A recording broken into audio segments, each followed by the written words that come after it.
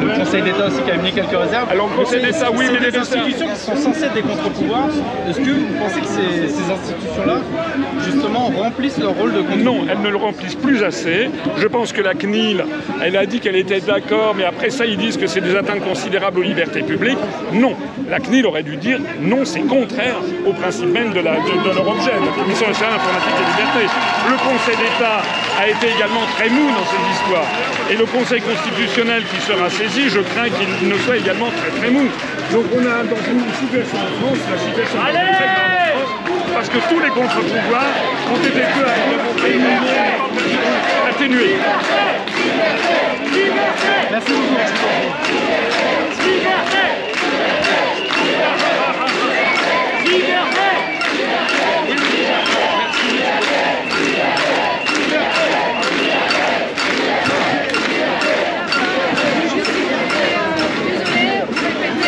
Sur votre présence ici pour vous opposer au pass sanitaire, qu'avez-vous à dire sur ce Bien, pass? nous sommes pour le droit. En France, aujourd'hui, pour le droit, le pass sanitaire, c'est absolument interdit. De même que la vaccination obligatoire. Ce sont des choses qui sont interdites. Et donc, le débat actuellement, qui est à l'Assemblée nationale et au Sénat, c'est de prendre des lois qui modifient les lois existantes pour imposer justement quelque chose qui est actuellement interdit. Par exemple, les discriminations. Le code pénal interdit les discriminations en fonction de l'état de santé. Eh bien, c'est de ça qu'il s'agit. On va maintenant instaurer un système où on pourra diviser les Français entre les vaccinés et les non-vaccinés. Le pass sanitaire, c'est également la même chose, une atteinte à nos libertés publiques.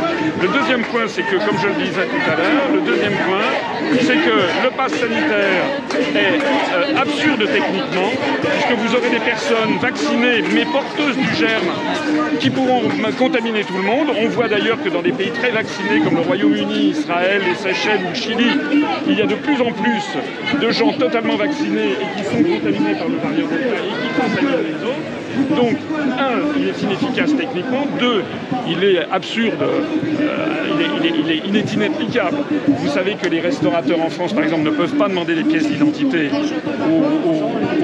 au public. Donc, ils pourront demander le PG, enfin le QR code ou le pass sanitaire, mais ils ne pourront pas demander l'identité. C'est comme si on demandait un visa sans demander le passeport qui va avec. Donc c'est absurde. Et le troisième point, c'est que ça s'attaque gravement à nos libertés publiques. Et ce n'est pas moi qui le dis. La CNIL, le Conseil d'État, la défenseur des droits, tout le monde tire la sonnette d'alarme. Et moi, ce qui me frappe le plus, c'est qu'il n'y a aucune comparaison internationale qui soit faite par nos dirigeants.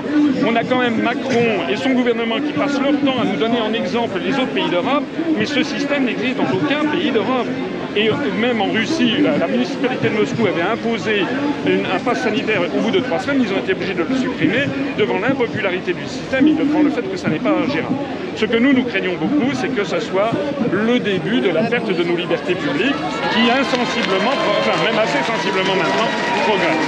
Et alors ce que nous voulons, nous également, c'est bien préciser que ceci n'est pas un extrémisme. L'extrémisme n'est pas du côté de ceux qui refusent le pass sanitaire. L'extrémisme est du côté de ceux qui veulent pouvoir suivre au jour le jour les Français, y compris dans leur dossier médical, qui est quand même le secret médical. Et donc nous essayons de participer à des manifestations où l'on se méfie des extrêmes, parce qu'il y a dans certaines manifestations des agents provocateurs qui viennent pour prendre des comparaisons avec la Seconde Guerre mondiale ou ce genre de choses. Et à ce moment-là, les grands médias du système, dont vous ne faites pas partie, les grands médias se précipitent pour ensuite monter en épingle devant le peuple français l'idée que ceux qui se battent pour leur liberté seraient en fait des mouvements d'extrême droite. Donc ça, on dit non, nous sommes des partisans du droit. Voilà. Merci beaucoup. Dites-moi, sur le contrôle d'identité, vous vous trompez un petit peu, hein. Sur le contrôle d'identité. Parce que dans le QR code, l'identité et la date de naissance sont lisibles en clair. Oui, mais vous n'avez pas votre preuve. Donc voilà, comme si vous présentez celui d'une personne de 80 ans, un homme de 80 ans, une jeune fille de 18. D'accord. Mais si vous présentez quelqu'un qui, je sais pas, quelqu'un qui a votre âge et qui s'appelle, voilà, on ne peut pas contrôler votre identité. Mais néanmoins, il y a quand même le sexe et l'âge qui sont non négligeables et le nom qui apparaît. Et de toute façon, je vais vous dire, à mon avis, dans la mesure où le restaurateur contrôlera ça, il ne va pas regarder le truc. Il bipera, il dira bon c'est bon, il ne va pas regarder. Éventuellement. Alors moi je vous propose deux axes. Le détournement de procédure et l'extorsion de consentement. Extorsion de consentement, absolument. Et détournement de procédure et de pouvoir. Voilà. Monsieur Asselineau, on prend des photos avec vous. Oui. Ouais. Le banquier de Pfizer, c'est mal. Bonjour. C'est une photo ou c'est un enregistrement? C'est un enregistrement. Jean-Jacques Sorel. Vous organisez donc cette manifestation au Sénat aujourd'hui. Avec les Gilets jaunes parallèlement. Hein. Nous sommes, c'est pas uniquement l'UPR, nous participons, mais il faut que le maximum de gens participent. Et de citoyens aussi, même des gens qui ne sont pas dans des partis politiques. Tout d'abord, pourquoi c'est important pour vous de le faire aujourd'hui? Parce que ce sont nos libertés publiques qui sont en cause. Est-ce que vous imaginez que le pays des droits de l'homme est en train d'imposer des législations que l'on trouve que dans quelques rares États du monde?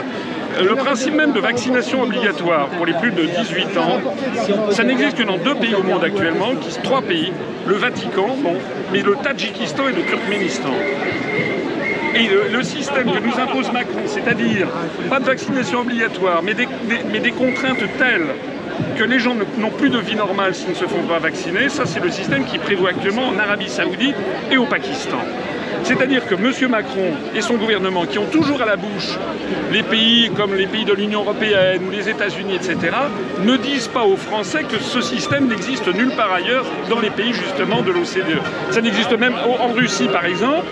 Vous savez que le maire de Moscou a imposé le pass sanitaire il y a 3 semaines et il a été obligé au bout de 3 semaines de le laisser tomber. Parce que c'est inapplicable et parce que les gens refusent ce contrôle. C'est un contrôle social à la chinoise. C'est une atteinte à la démocratie à votre avis? Oui, c'est une atteinte à la démocratie. De la même façon que c'est une atteinte à la démocratie que de voir les députés sont sous une pression considérable, les députés de l'opposition ont à peine le temps de parler, et puis vous avez vu, M. Véran menace déjà, il a laissé sous-entendre qu'il pourrait avoir recours à l'article 49 alinéa 3 de la Constitution si les débats traînaient trop en longueur.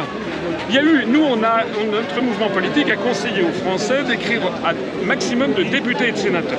Et ça a marché. Parce que moi, j'ai eu des députés qui en avaient ras-le-bol, ils en avaient reçu plus de 5000 lettres. Le résultat, c'est que les députés, beaucoup de députés et de sénateurs, n'oubliez pas que les députés vont être, vont être confrontés aux élections législatives dans moins d'1 an, hein, donc en juin 2022. Donc il y en a qui ont peur de perdre leur siège. Il y a donc des députés qui ont massivement déposé des amendements.